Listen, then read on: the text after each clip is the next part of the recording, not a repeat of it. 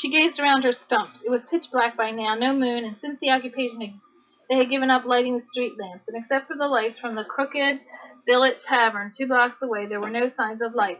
The Delaware laughed eerily at the pilings under her feet, and the splintery boards of the wharf squeaked as she walked. But she wasn't afraid of the river or of the wharf. It was the living persons out there, many of them probably bent on mischief. What would happen if they took note that she was in possession of a keg of spirits? It was anybody's guess. She shouldn't be out alone, and that was a fact. Still, no help for it. Setting her sights by the friendly lights of the riverfront tavern, she began her laborious journey up King Street, rolling the swathed keg. She thanked her stars for the sacking once again, for it muffled the sound. It was toilsome, back-punishing labor, doubly hard on an empty stomach. She wished she had taken time to down her evening mush before setting out, but at least she encountered no enemies. Once, indeed, she heard the sharp tread of military feet behind her, and crouched in terror. But they stepped smartly around her and hurried off, carrying their owner, a German grenadier, from the brief glimpse she had, to the Crooked Billet. And after that there was no one until she reached the tavern herself. There she sat on the keg to rest a moment. Another half-block to Market Street. Then the weary push uphill to Second. Oh, dear, the thought struck her here. Well, I am a ninny, she exclaimed. She didn't have to get the brandy to the meeting-house. As long as she had it away from the Billing Wharf, it didn't matter where she left it for Burkett to collect. Here, for instance, in the shadow of the Crooked Billet. She got up and trotted jauntily off to the rendezvous.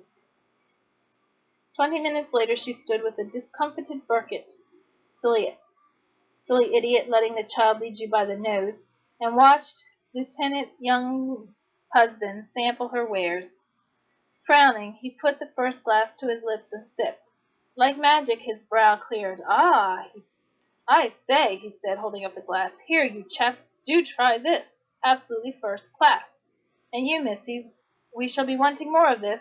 She nodded and turned away, caught between elation and that she had finally gotten launched in the brandy business, and dread of having to go through another of tonight's difficulties every time she sold a keg. 40 guineas, though. That was worth the celebrating. Now, as soon as there was something in Philadelphia to buy, she had money to buy it with. Later in bed, Rebecca was awakened by the sound of men's voices, the officers carousing in the parlor. Not very pleasant for the dying man. Or was he beyond all earthly disturbance by now? Rebecca slipped out of bed over to the chimney. No sound from Mother's room, no more groans, no more harsh breathing. She shivered. It was horrible to think of a corpse in the house. She hoped they'd come early to take him away. When she returned to sleep, it was to dream of corpses and brandy and Lieutenant Young husband eating her supper mush. Do try this, he urged her. It's absolutely first class. Perhaps the dream had been caused by hunger, for she woke up ravenous. It was very early. The dormer window showed only the faintest gray light. As she was habituated to doing by now, she crawled out of the trundle and went straight to the chimney, silent. What did they have left to eat? That awful old mush, of course, and some of the molasses. But the potatoes were nearly gone. The goose grease had long since been gobbled up. There were still some walnuts, corn mush with molasses and walnuts. Ugh. Still, it would be something in her cavernous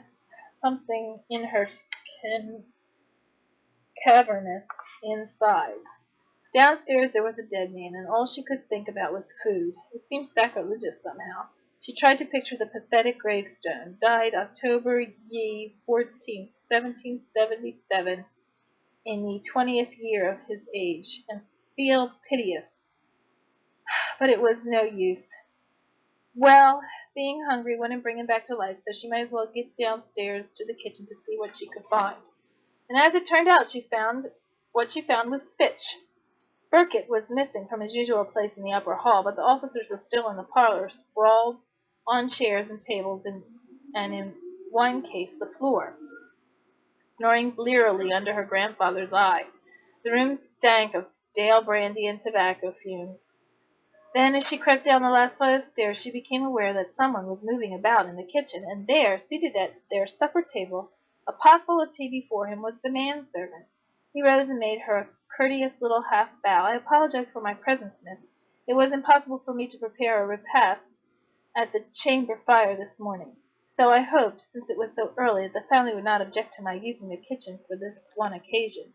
"Oh," she said, "no, of course not. I expect you've had a pretty hard night. Somewhat trying, yes, but not without its gratifications as well." Oh, she wanted to ask what he meant by gratification. But as with Donald, she couldn't think of any polite way to phrase the question. "Do let me help you to some tea, Miss Ransom. Or," he amended tactfully, "perhaps you have political scruples against the beverage." No, not particularly. Owing to her grandfather's profession, the Ransoms had scarcely ever drunk anything but Dutch tea smuggled in from St. Eustatius, so the great boycott had little effect on their eating habits. But they had long since run out of that, along with the other supplies. "Thank you, I'd like some." He produced a cup and saucer from somewhere. It was lovely, delicate eggshell china, and filled it for her. Then, instead of sitting down again himself, he stood benevolently to one side and peered down at her. "You will find it a really fine hyson," he said chattily. "Her ladyship is always most particular about the family's tea." "Her ladyship?"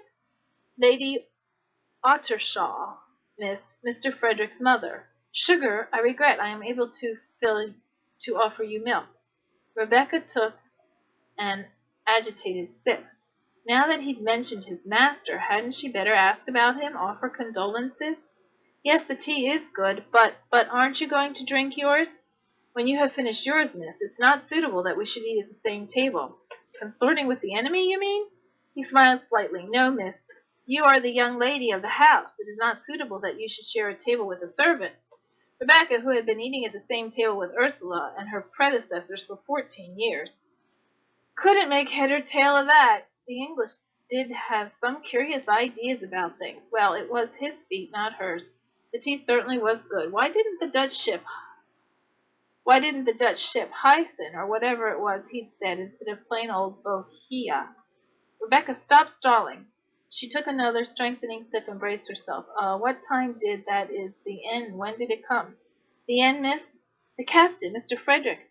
"I am happy to say that Mr. Frederick is not dead, miss. Indeed, about midnight the fever broke, and my master has been sleeping quite refreshingly for some hours now.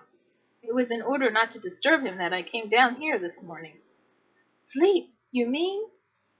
"Yes, miss. It now appears that he will recover after all." Explosion, Chapter 9. For one moment Rebecca experienced a shaft of pure golden pleasure. We won! Humanity won! There, nature! Put that in your pipe and smoke it. But almost on his heels came outrage. "But you promised," she cried, leaping up. "You said he couldn't survive a stomach wound, that no one did." "Yes, miss. Mr. Gillespie accounts it a most amazing recovery. The surgeon himself said there was no hope. I heard him say so just last night, and Burkett and the lieutenants, everybody. Yes, miss. You said it wouldn't be long, that we could have mother's room back in just a few days. And now it's nearly 2 weeks, and how much longer will we have to wait?" "I'm sure I can't say, miss. At present Mr. Frederick is far too weak to be removed, and his recovery is likely to be slow." She glared at the servant's bland face. "And meantime, I suppose we have to live up in the garret, and have those subalterns tramping all over our parlor, and Burkett flitting up and down our stairs, and hullabaloo from morning till night." "Believe me, miss, Mr. Frederick deeply regrets any inconvenience that he may have caused you."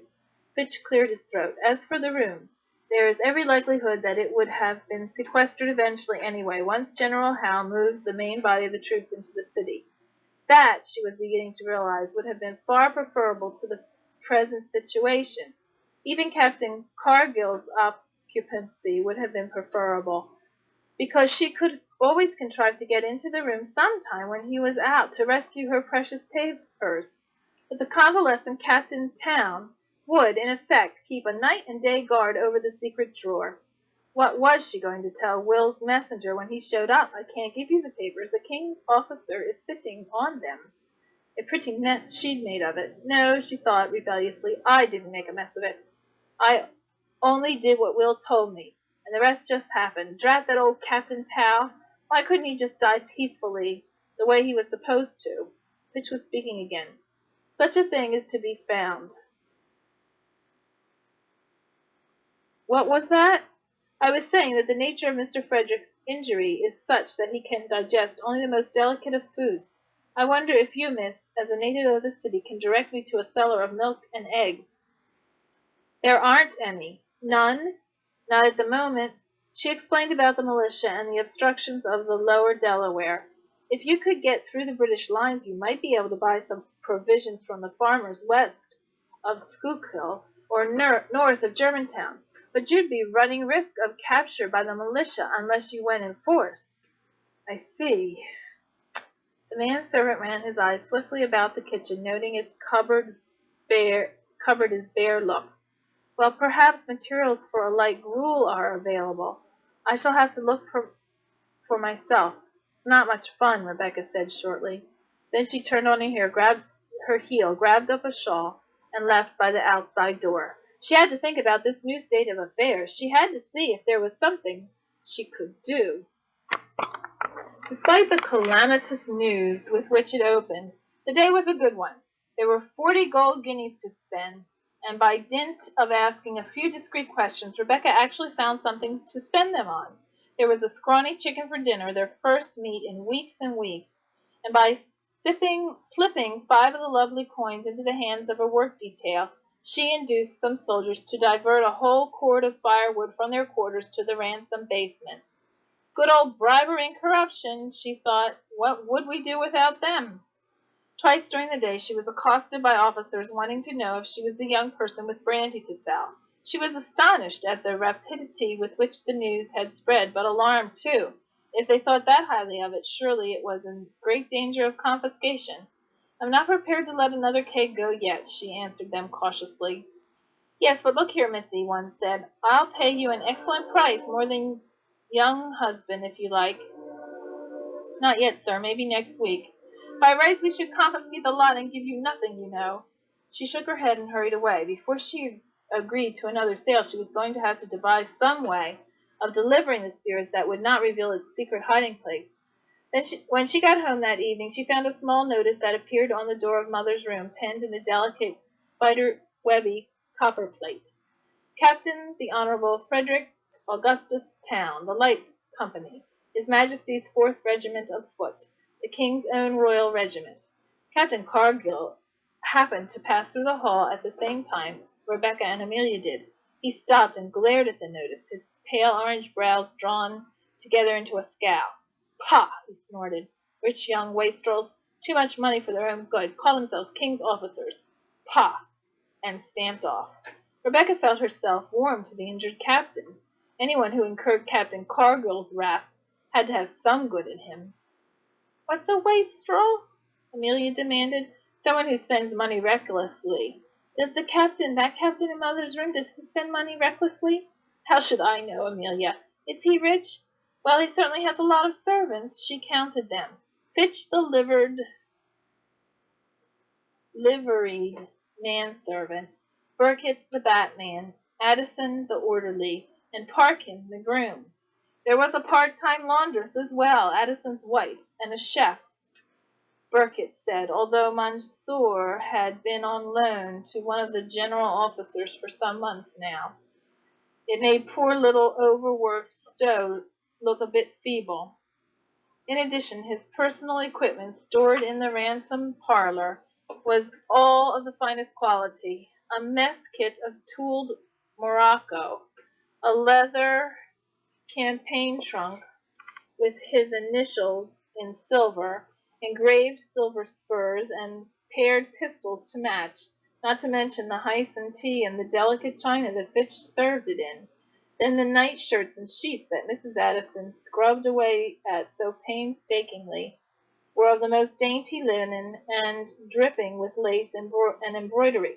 The captain's camp bed, which Fitch had set up in the old playroom, a narrow little closet-sized space next to Mother's room for his own use, was of polished mahogany and had its own silk curtains. Even the Chippendale four-poster bed in Mother's room, which the Ransoms had always considered the last word in elegant sleeping, was curtained with prosaic linen. Yes, Rebecca concluded, he must be pretty rich. Amelia had been spelling out the little card. Is that why they call him the Honorable? See here, it says the Honorable Frederick. Is that because he's rich? More like it because he's related to some sort of lord. That was, what was it Fitch had said, Lady Ottershaw? If the name was different, it had to be a real lord, didn't it? Yes, surely you didn't get to change your name if you were a mere sir. Oh, that means that the Honorable Frederick is important, doesn't it? Lords are awfully important, aren't they? I suppose so. But not as important as a sir?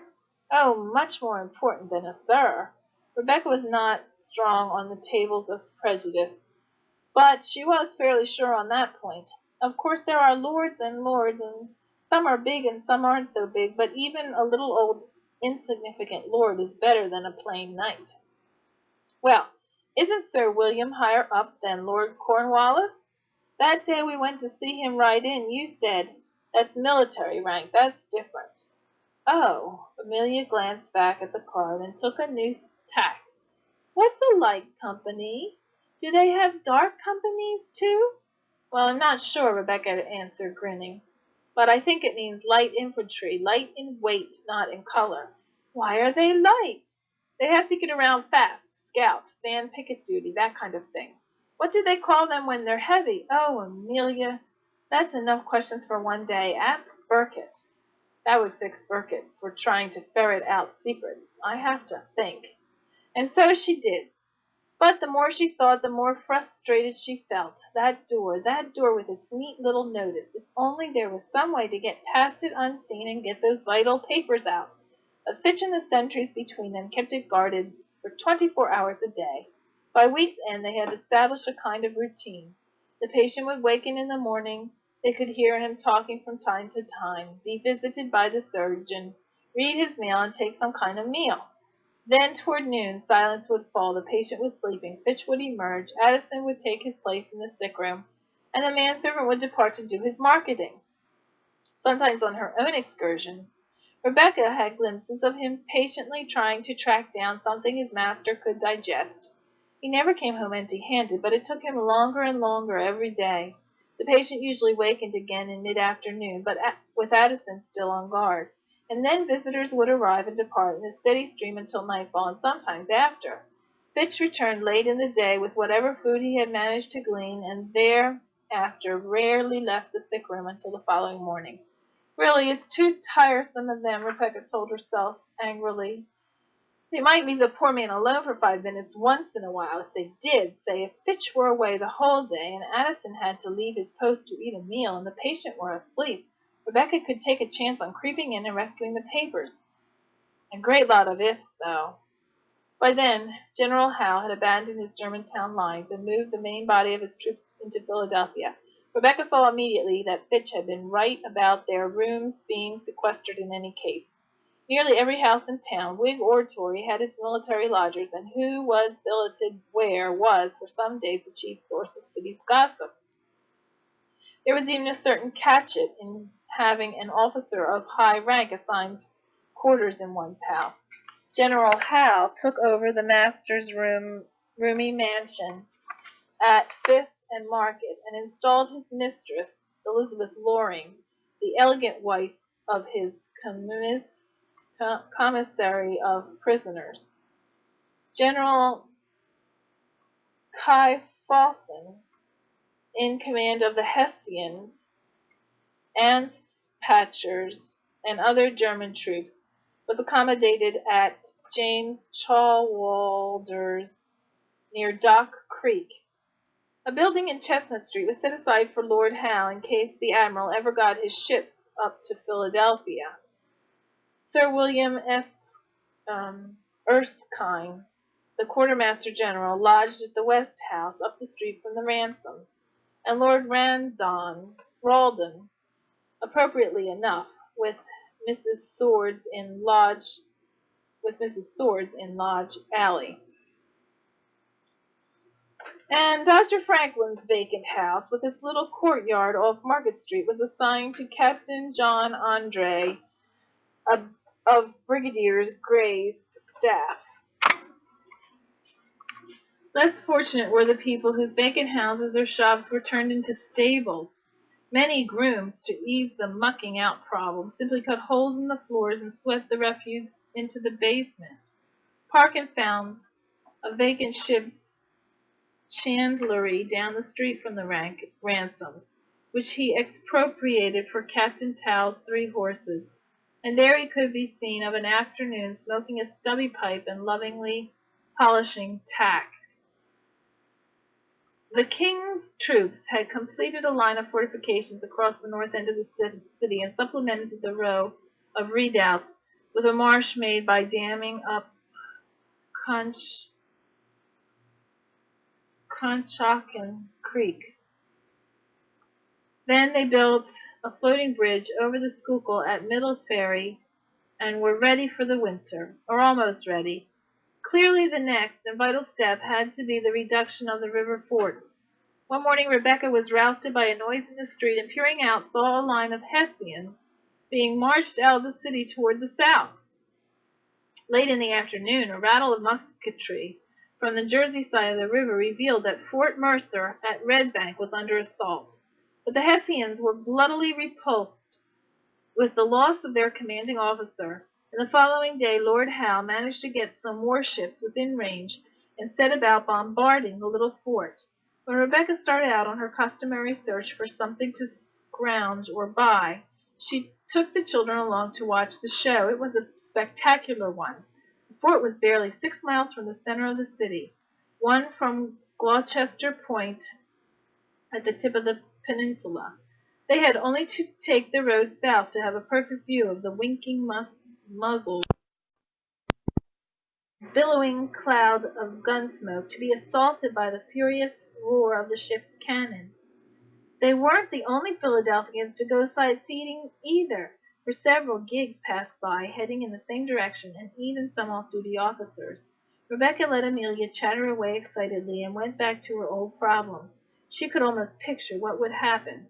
Fitch, fussing over his master's belongings, decides to rearrange the bottom drawer. As he is folding and putting away, his hand accidentally releases the catch.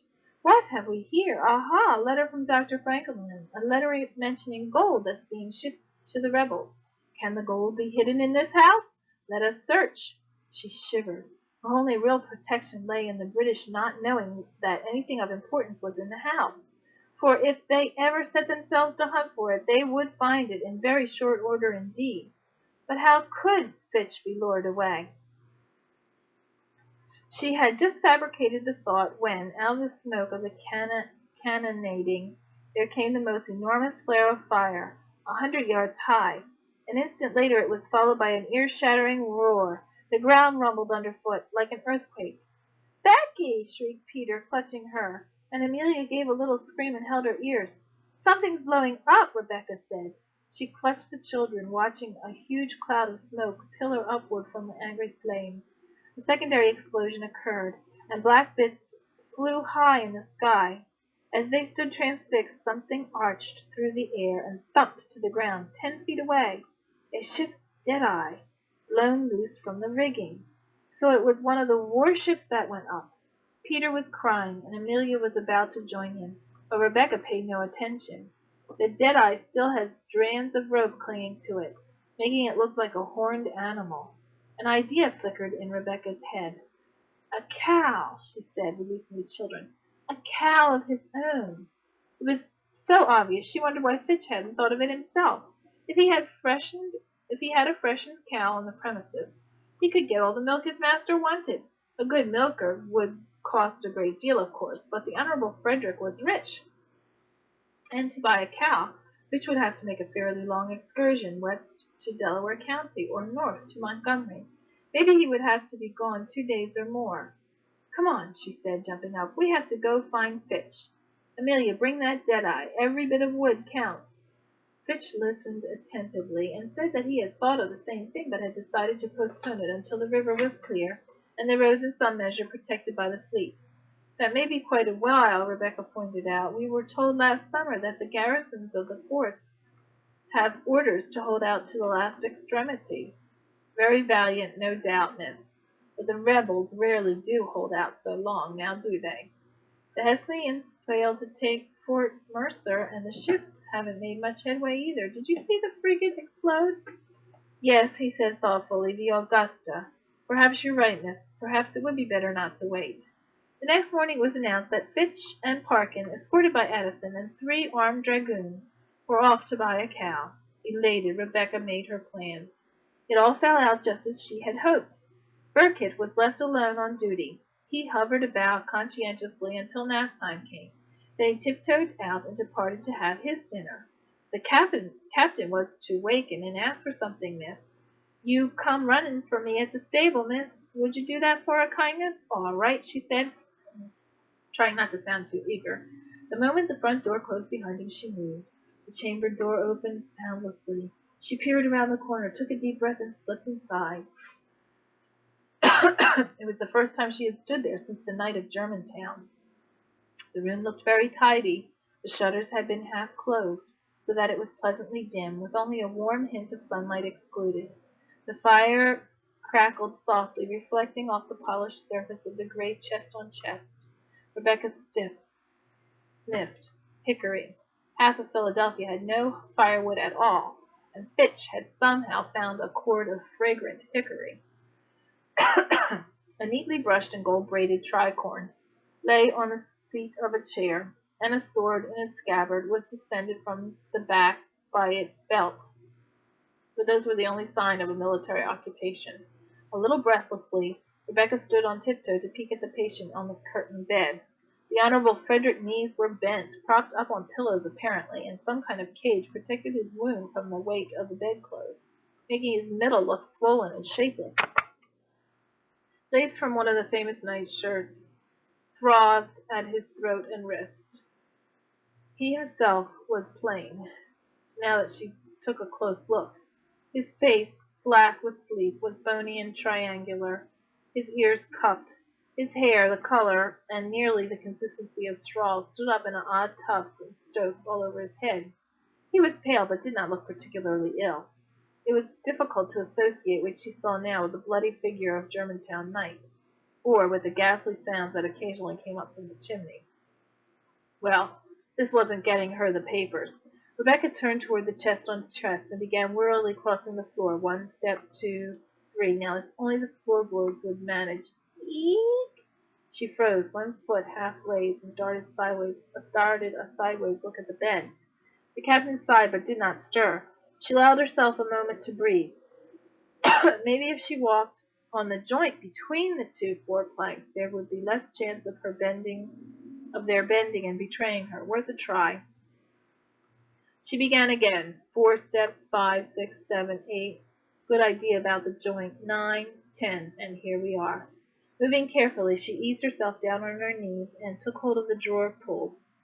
Thomas Chippendale's well-joined drawer slid open silently, and she peered in. It was full of blankets, thick, warm blankets of good English wool. For a moment she was so angry that she forgot her mission. Captain Tao was sleeping under the Ransom's coverlets, while his own were packed away, and upstairs she and Amelia and Peter were shivering under a motley pile of shawls. She shot a glance of pure hatred at the still figure on the bed. Shot a glance and was riveted, for something new had been added to a pair of sharp green eyes wide open. And who, the Honorable Frederick inquired mildly, are you? The Honorable Frederick, Chapter 10. Rebecca wasn't conscious so much of shock as of a kind of muddled numbness. Her mind had gone quite blank, taking with it the explanation for her presence that she had carefully prepared. Indeed, it was only with some effort that she managed to dredge up her name. I'm Becky Ransom, sir. I live here. Oh? He dug in his elbows as though to shift position, thought better of it, and lay back again, all the while regarding her with a level gaze that was quite without expression. At last he said, "Well, Miss Ransom, may I ask, pray stop me if this strikes you as an impertinence, may I ask why I find you making free with my property?" For the first time it occurred to her that he would naturally think, "Well, I'm not a thief," she retorted hotly. "I was looking for something that belongs to me." That was it, the prepared excuse, or part of it. Now, how did the rest go? The haste, yes. She planned to throw in that in his face. We were bundled out of here so fast that night, the night they brought you here, that I forgot it. It wasn't in the pile of things Fitch laid out for us. The green eyes swiveled around the room. Where's Burkett? Having his dinner. So, he said with his gaze resting on her once more, you waited all this time until you had a hint on a moment when Fitch was away and Burkett eating his dinner to come look for it? He was quick, drat him. Yes, she said, lifting her chin. I wanted to search myself. Is it that valuable, is it? To me it is. In the nick of time, with relief, she remembered what she had planned to say she was hunting for. Captain Ransom had once read her a little lecture on lying. If you have to lie, Rebecca, do it right, he said. Make it a simple lie and borrow literally from the truth. With that in mind, she said, it's a letter from my mother to my father. It's the last one she wrote before she died. It was in that drawer. I thought maybe, if Fitch might have missed it. I see. A moment more he lay watching her, hands idle on the bed cover. They were hard-knuckled, young-looking hands, and when Rebecca glanced at them from them to the sword, she could not picture them wielding it. He must have done, of course. Well, very well, he said suddenly. Search if you like. You mean, why, thank you. His capitulation surprised her, and for a moment she didn't move. Then she began to empty the drawer, her mind racing. Could she possibly spring the catch and snatch out the precious letter without his seeing that she had opened the secret compartment? Would it even matter if he did? He was quite helpless. That much was plain. Burkett away, no one to come to his aid if he called. She could be out with her papers and have them re-hidden. In the stairs of the goal, for instance, long before he could stop her, if indeed his suspicions were even aroused. But her hands were lifting the blankets, drawing them out one after another. She had second thoughts.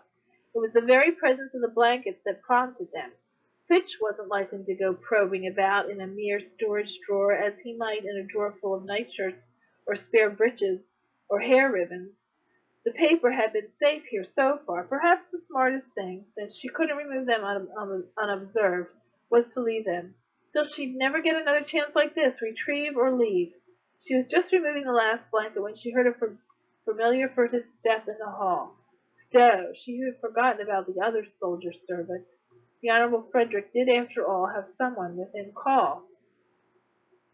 That decided the matter for her. She made a show of searching under the sheets, which were still there at the bottom of the drawer, and then sat back on her heels as though disappointed. It's not here, sir. Perhaps it's somewhere else in the room. Look on the mantel. She pretended to hunt, aware of his bright gaze following her every moment, and wondered if he was testing her in some way. At least it gave her a chance to snoop about and get a look at the Honorable Frederick's things. A silver candelabrum and silver snuffers in the silver stand, and a silver warming pan, a carved and polished writing case in warm mahogany, an carved ivory shaving set, a thick gold watch with an enamel face and 5 separate dials, a mahogany sauce box, a set of crystal dram glasses, a cut crystal decanter labeled port and half full. She wondered if he had a tent, and what it was made of, and how all the stuff looked against the background of a military camp. With all this silver and gold in plain view, how could you think I was stealing from your drawer? She asked him bluntly. And he said the thought had occurred to him independently. Well, she said a few minutes later, I don't see the letter. Maybe it fell behind something or into a crevice somewhere. Perhaps I shall have Fitch look out for it if you like. Oh, please do, sir. It's just an ordinary-looking letter addressed to my father, the seal broken. Very well, thank you. I'll let you have your sleep now, Captain. I'm sorry I woke you. She had her hand on the knob and was thankfully escaping when he said, before you go, yes, would you be so good as to hand me that porringer?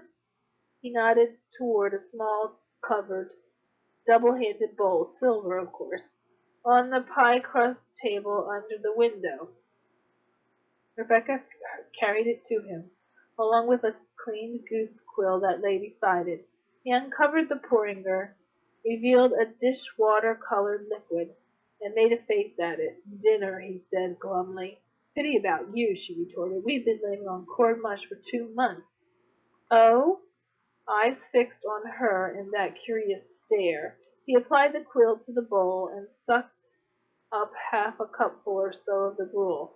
"Thank you," he said, and she took the bowl away. "I say, don't go." Rebecca stopped halfway in the door. "Don't you want to sleep?" "Presently. For the moment I'd rather chat." He smiled at her winningly. "Chat about what?" "Oh, this and that, don't you know." She returned his bland stare with nervous wariness. This strange young man was up to something. Did he, after all, suspect her of being up to something, too? "So, you're the young lady with the splendid brandy. You know about my brandy, sir?" she asked, surprised. "My dear child, the entire army knows about your brandy. There have been councils of war on the highest level concerned exclusively with your brandy. It would not surprise me to learn that letters had gone to Whitehall seeking policy guidance with regard to your brandy. You're trying to find out where it is, aren't you?"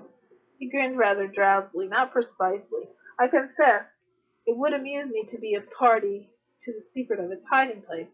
But I'm not trying to pry, I do assure you. Where is it hidden, by the way?" "I'm glad you're not trying to pry. You won't be able to keep the secret for long, I'm afraid. Not with so many eager foxhounds on the scent." "Maybe not, but I'm going to hold out as long as I can. If they find it, will they confiscate it, do you think?" "If it's as good as young husband says," and the man was quite lyrical, "I expect the temptation to seize it will be too great for them." He yawned. "Sorry." "You are tired. I'll go." "No, not yet. I have so few visitors to talk to." "Few visitors!" she echoed. "You have a parade of visitors every day in the week. They're wearing our stairs down to splinters." "I meant morning visitors." "Well, Fitch and Addison are here. They're servants." "Don't honorables talk to servants?" "Oh, yes, but servants don't talk back. They say, 'Yes, sir,' 'No, sir,' 'Very good, sir,' and perhaps events will prove more favorable on a later occasion, sir." She wondered if that was true, or if he was only teasing her. Fitch seemed perfectly voluble to her, and Burkett and Addison, too. But maybe they were more circumspect with an honorable. "Fitch is certainly devoted to you," she offered. He considered that idea, yawning, and then shook his head. "No, Miss Ransom, I beg to differ. Fitch is devoted, yes, but to his profession, not to me. His trade is service, and it is his goal to be the best, the most efficient servant in the entire world. And by Jove," the Honorable Frederick added, as the thought had just occurred to him, "I needs must say he comes deuced close to it." But now his lids were drooping in good earnest, and though he protested again, Rebecca moved determinedly toward the door. "Oh, very well," he said slowly, "but mind you come back tomorrow." And he finished with a soft snore. She was out in the hall again 30 seconds before Burkett let himself in the front door. Fitch and company did not return until mid-afternoon the following day, but the expedition was a success. For they not only brought back a little brown white-faced cow, but several coops of laying hens. Parkin, though evidently humiliated by being reduced from groom to mere cowherd, established the beast in his makeshift stable, and thereafter delivered eggs and milk to the house morning and evening. Rebecca did not find this out until later, for she had left the children at home and gone farthest afield yet in search of something to buy.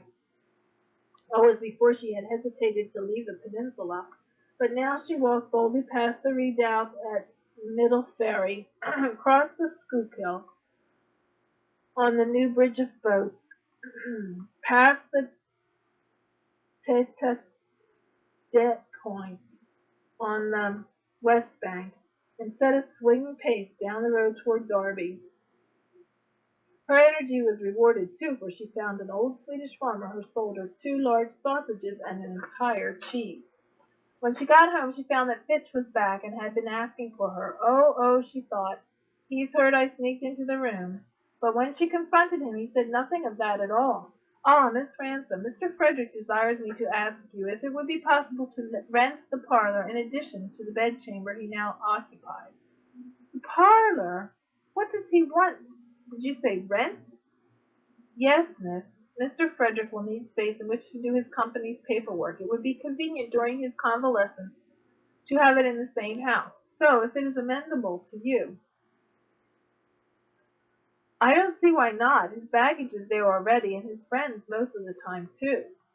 Capital, Miss Ransom. Now, Mr. Frederick thought perhaps half-a-crown per week for the parlor and 4 shillings for the bedchamber. Will this suit? The bedchamber, she echoed in astonishment. But he would billet it on us. Captain Cargill has 2 rooms and pays nothing. It is a voluntary arrangement, miss.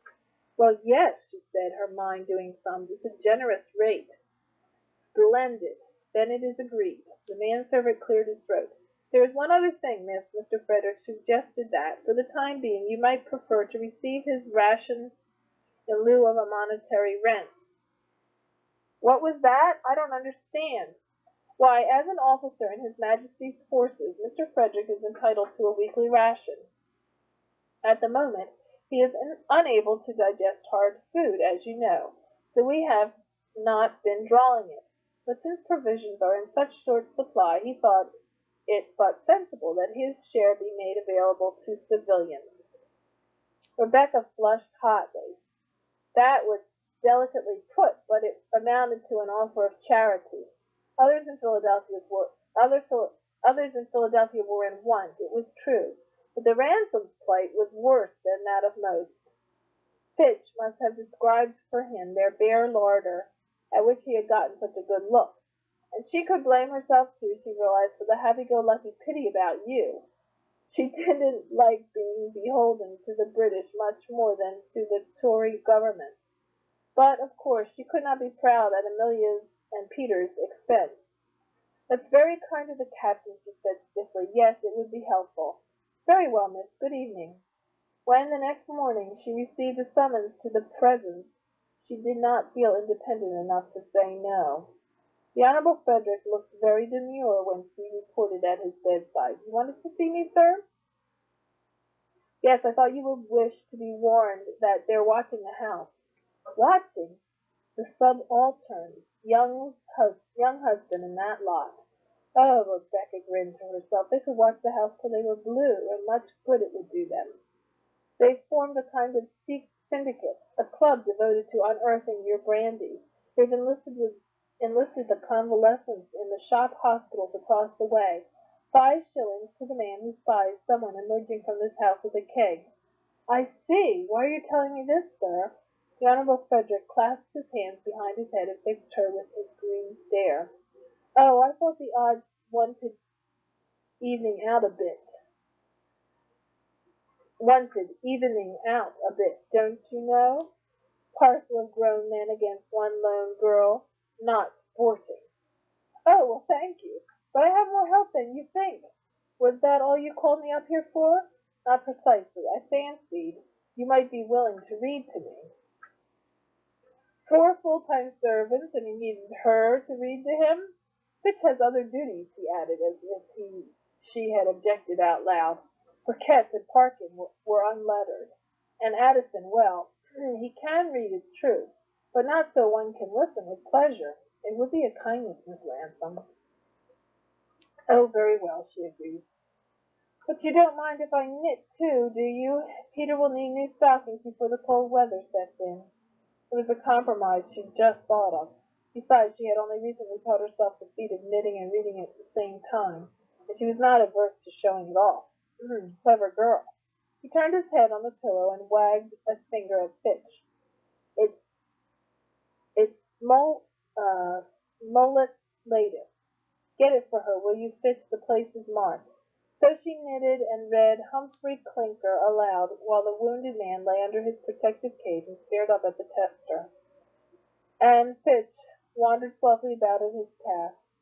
From time to time the servant handed his master a cup of milk, which he drained, and so the morning passed until at last a slight movement of the officer's head caused Rebecca to look up, and she saw that he was asleep. Full of uneasy doubts, she left the room. She was afraid of that man.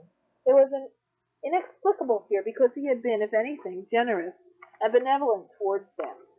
She had not been afraid of Captain Cargill or Lieutenant Younghusband, and only a trifle in all of General Cornwallis. The Honorable Frederick had an enigmatic manner that rattled her nerve. He was up to something, and it was somehow concerned with her. But that worried her particularly But what worried her particularly was the safety of her precious brandy. "I'd better sell another keg of it while the secret is still intact," she thought. She had worked out a rough plan. It involved getting her hands on a boat. Rebecca had thought the whole problem out laboriously, and had come to the conclusion that the danger lay in the time between selling and delivering a keg. Once the money had changed hands, the officers had only to follow her, but suppose she got the brandy out of the tunnel ahead of time, hid it somewhere, and then sold it. Yes, that would work. Once, anyway. But transporting a 10-gallon keg was still a chore very nearly beyond her strength, even with a wheelbarrow. And not only difficult, but obvious. Attention-getting. A girl wheeling a huge keg through the city streets. Everyone would follow her, unless she went at night, and she had thought of that. And then she thought of a boat. She could row, and there were some old clothes of John's upstairs that she could wear, as not to look conspicuous or out of place. Now if she could just find a boat. But that might not be easy. Ordinarily there were 3 or 4 dories tied up at every wharf in Philadelphia. But just before the occupation the authorities had ordered all small boats up river, beyond the reach of the British, and now Rebecca searched King Street in vain. "The bridge of boats," she said aloud. "Maybe I could steal—" Oh, she was really getting to be a ninny now. It had a whole regiment guarding it.